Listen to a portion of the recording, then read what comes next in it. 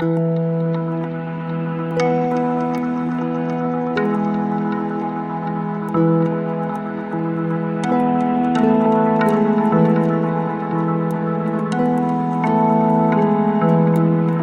there, this is Mike and you're listening to Feeling Twisty. I'm really glad you're here.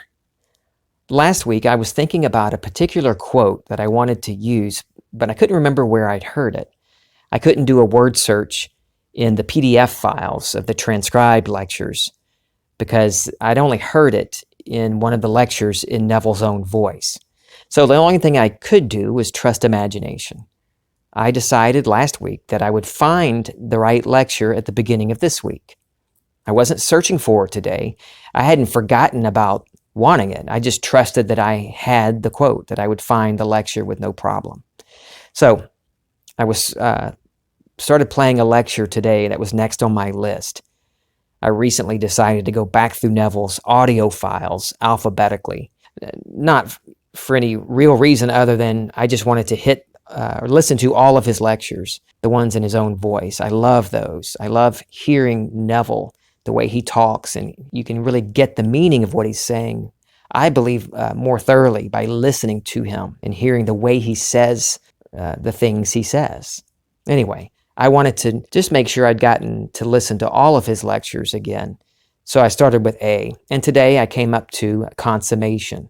About a half hour into that quote, he tells the story about his wife being in the hospital, and the day he was about to bring her home, he was talking to the billing department.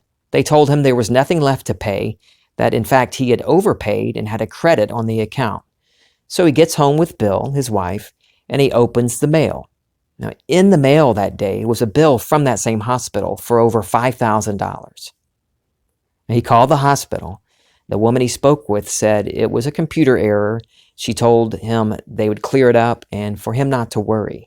Now here's my favorite quote. Neville said, "May I tell you, I do not worry." I love that. I remember the first time I heard him share that story. It was a couple of years ago. I was mowing grass, listening with my earbuds. And when I heard him say, "I do not worry," I thought, damn, that's badass. What an attitude. I knew right then I wanted that state of mind. I wanted to be like Neville. That's the first time I really started thinking of Neville as a state. Because he is, just as Mike is a state of consciousness, and just as you are. All of us are God, dreaming these states of consciousness. But I wanted then to be like that. I wanted to be able to say with confidence, I do not worry. Now, I'd love to tell you that Neville state became my dwelling place overnight. It didn't. Throughout Neville's lectures, he says that worrying discloses the lack of faith in the sovereignty of God.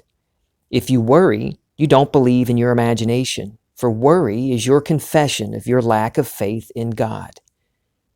In the lecture, Our Real Beliefs Are What We Live By, Neville says, if I worry, I'm imagining, am I not? Am I not fulfilling the statement of Job? And my fears have come upon me. So if I worry about a problem, he can't find a job, things are going from bad to worse, I can't pay my bills, and I'm worried.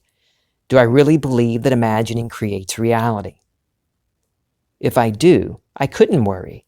For worry is to only conjure what I fear in this world. I'm going to reread that one. I couldn't worry.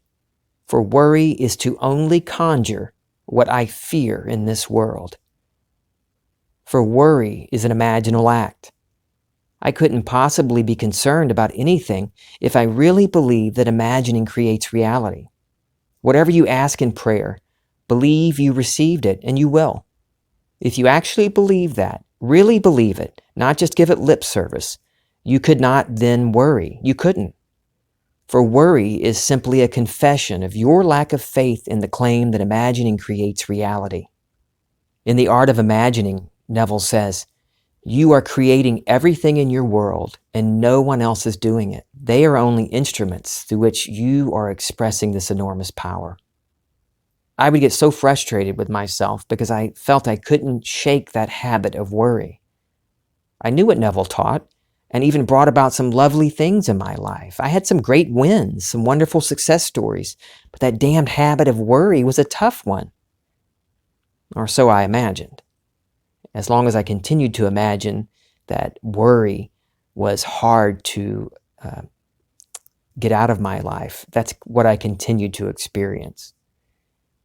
In consummation, Neville does a wonderful job explaining how to get to that point of not worrying or worrying less and less. For me, it came down to really knowing who I am. And knowing that the I am spoken of in the Bible is my I am, my awareness of being, my imagination. If you've been reading Neville or listening to his lectures, you know that he uses imagination, awareness, and God interchangeably. In the lecture Consummation, he uses Bible verses to explain what he means when he says imagining creates reality. I always feel like a preacher, like I'm in church when I refer to the Bible. Turn in your Bibles to Deuteronomy chapter 6, verses 4 and 5. Hallelujah. So anyway, he starts with Deuteronomy 6. Hear, O Israel, the Lord our God, the Lord is one. Now, if you have a concordance, you can look it up and see that Israel means he will rule as God. So this is my translation of that verse. Listen, you who will rule as God. I am. Our I am is one I am. Listen, you. Yeah, you listening to me right now. I am. Our I am is one I am. There is no devil out there lurking in the shadows, scheming to destroy you. There's no Illuminati. Oh, I can't believe he said the word on his podcast. There is no deep state or elite force out there that has any power over you. There is nothing outside of I am. Going back to the lecture, Neville talks about how Jesus was asked which commandment was greatest. And he uses Deuteronomy 6 and Leviticus 19 to answer. In Mark chapter 12, Jesus says, the most important commandment is Israel, listen. The Lord our God is one. You are to love the Lord your God with every passion of your heart, with all the energy of your being, with every thought that is within you, and with all of your strength. And the second is this. Now he's quoting Leviticus 19. You must love your neighbor in the same way you love yourself. You will never find a greater commandment than these. My translation of those verses. The most important one is this. You who will rule as God, listen. The I am, our I am, is one I am. Love your I am with all of your being. Love others the same way you love yourself. Love others regardless of the color of their skin, the language they speak, the clothes they wear, their background, their politics. Love them all unconditionally because they are you. If the first part of the greatest commandment is true, that my I am, my awareness of being is one with your awareness of being, then there really is not any separation. There is no other. We are all truly one. And knowing that, the second part of the commandment comes naturally. Loving others as myself because they are myself, my true self. The I am, our I am, is one I am. So whatever I am doing to another, I am doing to self. Neville says the whole vast world is the individual pushed out to bear witness to the activity taking place within him. So, knowing that seeming others and the world around me is only reflecting what I am imagining, then how can I worry what another can do to me? They're only reflecting what I'm imagining. There's no one outside of me that can harm me or help me. Neville goes on to say, forgive all seeming others. Understanding the unity of being, I want to forgive every aspect of my own being. For in my own being, I caused it. I could not become aware of it were it not within me that it happened. It happened within me. Now I witness it, and it bears witness to what I did within myself. The whole vast world is myself pushed out. Yeah, Mike, what about my finances, my diagnosis, and my relationship? Well, in Deuteronomy 32, it says, I kill and I make alive. I wound and I heal. In Isaiah 45, it says, I am the Lord and there is none else. I form the light and create darkness. I make prosperity and create doom. I am the Lord who does all these things. My translation of those verses goes like this. My imagination kills and gives life. My imagination wounds and heals. My imagination creates the light and the darkness. My imagination creates prosperity and lack. My financial situation is what I am imagining. I give life to the infinite states of consciousness by identifying myself with any of those states. By dwelling in that state, I objectify it in my life. Now, the good thing is I can move from any unlovely state.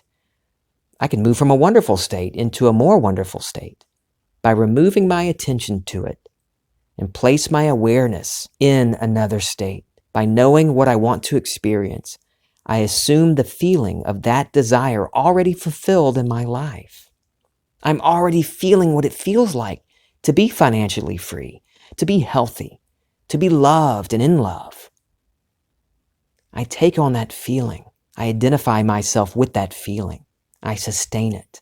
The state that would have produced those same feelings must be objectified in my life.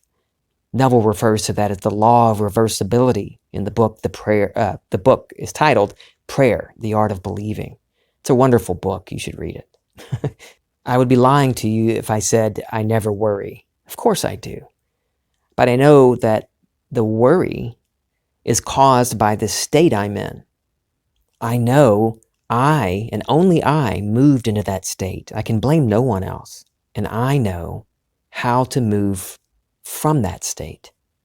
Neville says, the day will come when you will accept these two commandments, that there is only one causation in the world. He didn't cause it, she didn't cause it, they didn't cause it. I am causing it. That is the only cause in the world. Are you big enough to accept that responsibility? That no one in the world has caused anything that ever hurt you or praised you. You're doing it all within yourself, and they bear witness to what you are doing and have done. For me, knowing that I am the only cause, how can I really worry? Worrying will only make the unlovely state more real for me, knowing my imagination is the cause.